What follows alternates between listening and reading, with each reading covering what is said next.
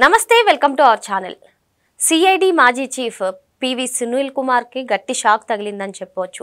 మరి ఆయన పలు నిబంధనలను ఉల్లంఘించి వేరే దేశాలకు వెళ్లారని చెప్పి రాష్ట్ర ప్రభుత్వం ఏకంగా 6 అభియోగాలను నమోదు చేసింది. మరి ఈయన సిఐడి మాజీ చీఫ్గా అదేవిధంగా అగ్నిమాపక డీజీగా కూడా పలు నిబంధనలు ఉల్లంఘించారని అభియోగాలు ఉన్నాయి. దీనిపైన పూర్తిగా విశ్లేషించడానికి మనతో పాటుగా ఉన్నారు senior journalist doctor Bharat Reddy గారు. సార్ నమస్తే. నమస్తే.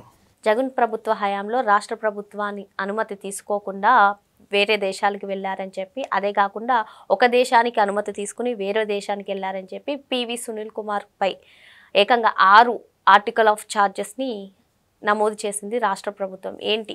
ఏం జరిగింది అసలు?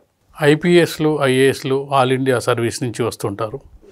వాళ్ళు అంటే ఎంతో ఉన్నత భావాలతో వస్తుంటారు. అంటే అదొక సర్వీస్ అనేది ప్రజలకు ఉపయోగపడే విధంగా ఉండే సర్వీసు. గతంలో చూసుకున్నట్టయితే ప్రభుత్వాలు తప్పు చేస్తే, రాజకీయ నాయకులు తప్పు చేస్తే ఐఏఎస్ ఐపీఎస్ వాళ్ళు నిలదీసే పరిస్థితి ఉండేది తప్పు చేయాలంటే. ఇప్పుడు ఏమవుతుందంటే ఎవరైతే ప్రభుత్వ అధికారులు ఉన్నారో వాళ్ళు వచ్చిన ప్రభుత్వంతో కలిసిపోయి పనిచేస్తున్న పరిస్థితి మనం చూడవచ్చు. ఈ ఇటీవలి కాలంలో గత 15-20 సంవత్సరాల కాలంలో ఏ ప్రభుత్వం వస్తే ఆ ప్రభుత్వంతో వాళ్ళకు అడుగులకు మడుగులొత్తి పనిచేస్తున్నారు.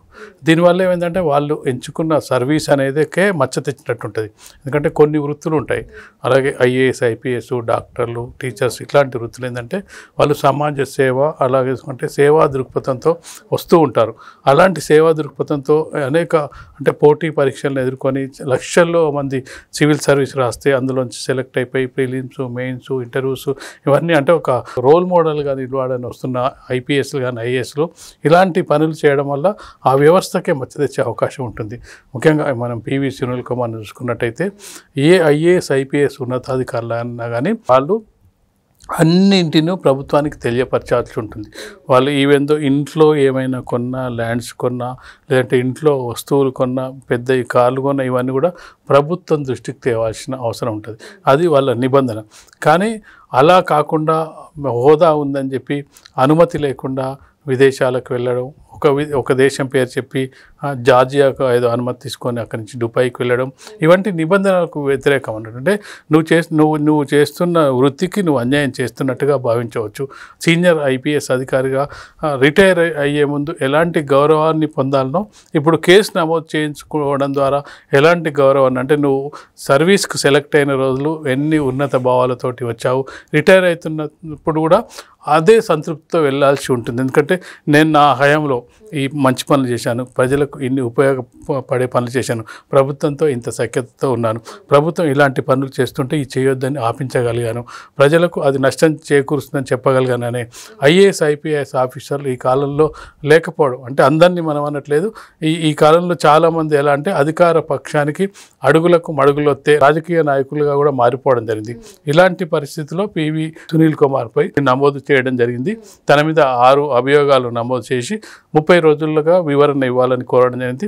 అతను ఏ విధంగా వివరణిస్తాడు, ఏ విధంగా సమర్థించుకుంటాడు అనేది కూడా మనం చూడాల్సిన అంశంగా కనిపిస్తుంది. ఇటీవల పిఎస్ఆర్ ఆంజనేయులు గారు కూడా అరెస్ట్ అయ్యారు జత్వానీ కేసులో. మరి ఆయన అరెస్ట్ అయినప్పుడు వైసీపీ కీలక నేతలందరూ కూడా ఇది కక్ష సాధింపు చర్య, అదేవిధంగా ఆయన ఒక సిన్సియర్ ఆఫీసర్ అని అన్నారు. ఇప్పుడు మరి పివి సునీల్ కుమార్ కానివ్వండి, లేదంటే పిఎస్ఆర్ ఆంజనేయులు కానివ్వండి, గత ప్రభుత్వ హయాంలో ఏ విధంగా దౌర్జన్యంగా ప్రవర్తించారో అందరికీ తెలిసిందే.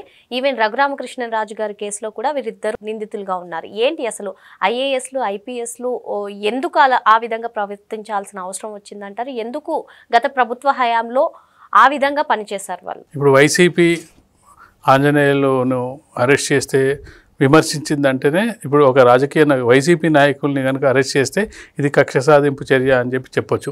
ఒక ఐఏఎస్ ఐపీఎస్ని వాళ్ళు అరెస్ట్ చేశారంటే అది వాళ్ళకి సంబంధం లేని విషయం. యాక్చువల్గా ఏంటంటే అది ఉద్యోగాలు చూసుకుంటారు, వారి వ్యక్తిగతం, వాళ్ళు ఆ కాలంలో వాళ్ళు ఏం చేశారని వివరించే ప్రయత్నం చేస్తారు. నువ్వు ఎప్పుడైతే పార్టీ ఎంటర్ అయిందో ఖచ్చితంగా కూడా వాళ్ళు నీతో కలిసి ఉన్నారనే విషయం వైసీపీ నాయకులు చెప్పకనే చెప్తున్నారు. దానివల్ల ఎవరైతే అరెస్ట్ కాపాడుతున్నారో వాళ్ళు మరింత చిక్కుల్లో పడే అవకాశం కనిపిస్తుంది. ఎందుకంటే అధికారం మారుతూ ఉంటుంది. అధికారం మారినప్పుడల్లా అధికారులు అంటే స్థానచలనం పొందుతూ ఉంటారు, కానీ వాళ్ళ సర్వీస్ ఉన్నంత వరకు పనిచేయాల్సిందే. ఇటీవల కాలంలో చంద్రబాబు నాయుడు కానీ మిగతా వాళ్ళు కానీ ముఖ్యమంత్రులు చెప్పేది ఏంటంటే మేము వస్తూ ఉంటాం పోతుంటాం, అధికారులు శాశ్వతంగా ఉంటారు, ఉన్న అధికారులతోటి మనం ఏ విధంగా కావాలనో ఆ విధంగా చేయించుకోవాలి. మరి అవినీతికి పాల్పడిన వాళ్ళని ఏదో పక్కన పోస్టులు తీసేసే అధికారం కూడా రాష్ట్ర ప్రభుత్వానికి లేదు, లేదంటే కేంద్ర ప్రభుత్వానికి లేఖ రాసి వాళ్ళు సెంట్రల్కి పంపించాల్సిన అవసరం ఉంటుంది. డైరెక్ట్గా వాళ్ళ మీద యాక్షన్ తీసుకునే అవకాశం రాష్ట్ర ప్రభుత్వానికి ఉండదు.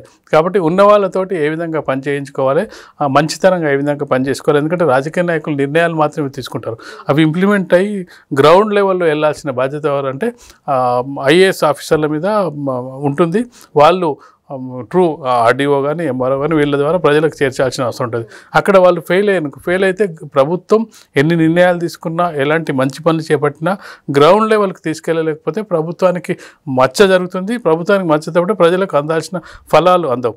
అందుకే మనం ముందుగా మాట్లాడుకునేది ఏంటంటే ఆల్ ఇండియా సర్వీస్ అనేది ఒక ఉన్నత భావాలతోటి సేవా దృక్పథంతో వచ్చిన సర్వీస్ను, ఆ సర్వీస్ను ఆ విధంగా చూడాలి. ఒకవేళ కనుక నీకు రాజకీయాల పట్ల ఇంట్రెస్ట్ ఉంటే, వైసీపీ పట్ల నమ్మకం ఉంటే, రాజకీయాల్లోకి వెళ్ళి మంత్రులై లేదంటే ఎమ్మెల్యేలో గెలిచి అక్కడి నుంచి సేవ చేయొచ్చు. కానీ నువ్వు ఒక పదవిలో ఉన్నప్పుడు ఆ పదవికి న్యాయం చేయాలి. ఈ పదవిని వదిలేసి మరో దానికి నేను న్యాయం చేస్తా అంటే అది కుదరది. ప్రభుత్వం ఏదైతే ఉన్నతాధికారులకైతే ఇది అసలే కుదరదు. వాళ్ళు నిష్ఠగా పనిచేయాల్సిన అవసరం ఉంటుంది. ఎందుకంటే గతంలో చూసుకున్నట్టయితే చాలామంది చెప్తున్నట్టుగా ఐఏఎస్ ఆఫీసర్ శంకరన్ గురించి చెప్తుంటారు. శంకరన్ ఐఏఎస్ ఆఫీసర్గా ఉన్నప్పుడు ప్రభుత్వాన్ని ఎదిరించడం, చాలామంది ప్రజలకు దగ్గరగా ఉండడం జరిగింది, ప్రజలు అతన్ని చాలా అభిమానించడం జరిగింది అనేది, అంత రోల్ మోడల్గా నిలిచిన ఐఏఎస్ ఆఫీసర్ని చాలామంది గుర్తు చేసుకుంటారు. అంటే నువ్వు ఒక జిల్లా కలెక్టర్గా పనిచేసిన తర్వాత నిన్ను ప్రజలు గుర్తుంచుకోవాలి. రాజకీయ నాయకులు గుర్తుంచుకోవాల్సిన అవసరం లేదు, ప్రజలు గుర్తుంచుకోవాలి. నీ మీద ఎలాంటి అవినీతి మచ్చ లేకుండా ప్రజలకు సహకారాలు అందించే విషయం ఉండాలి. ఎందుకంటే ఇప్పుడు మనం సునీల్ కుమార్ని చూసుకున్నట్టయితే అసలు ఎక్కడికి వెళ్తున్నాడో చెప్పకుండా వెళ్ళలేడు, చెప్పిన చోటు నుంచి మరో చోటుకి వెళ్ళడం జరిగింది. చాలా కాలం పాటు డ్యూటీ లేకుండా ఉండడం జరిగింది. అంటే ఇలాంటి అభియోగాలన్నీ నమోదవడం జరిగింది. ఈ అభియోగాలకు ఎక్స్ప్లెనేషన్ ఇచ్చే టైం వచ్చిందంటేనే తప్పు చేసినా చేయకపోయినా ఆ పరిస్థితి రాకూడదు, ఎవరికైనా ఆ పరిస్థితి రాకూడదు. అంటే నువ్వు ఒక సర్వీసును ఇన్నేళ్ళ సీనియర్ ఐపీఎస్ ఆఫీసర్గా ఉన్నప్పుడు నువ్వు ఎక్స్ప్లెనేషన్ ఇచ్చే అవకాశం వస్తుందంటేనే నీ పరువు నువ్వే తీసుకున్నట్టుగా భావించవచ్చు. కాబట్టి ఐఏఎస్లు ఐపీఎస్లు రాజకీయ నాయకులకు దగ్గరగా ఉండకుండా ప్రజలకు దగ్గరగా ఉన్నట్టంటే ఇలాంటి ఆరోపణలు రావు. వాళ్ళు నిష్పక్షపాతంగా ఉండాల్సిన అవసరం ఉందని, సేవాభావంతో ఉండాల్సిన అవసరం ఉందనేది ఇప్పుడు ఎవరైతే వైఎస్ జగన్మోహన్ రెడ్డి హయాంలో పనిచేసిన అధికారులు ఆ అధికారులను చూసి ఇప్పుడున్న అధికారులైనా కొంత తెలుసుకోవాల్సిన అవసరం అయితే మనకు కనిపిస్తుంది. మరి ప్రభుత్వం ఏ నిర్ణయం తీసుకున్నా సరే ఆ నిర్ణయం అమలు చేయడంలో ఐఏఎస్లది ఐపీఎస్లది కీలక పాత్ర ఉంటుందని, మరి అటువంటి వారే ఇలాంటి చర్యలకు దిగడం చాలా దురదృష్టకరం అని చెప్పి సార్ చెప్తున్నారు. Thank you sir.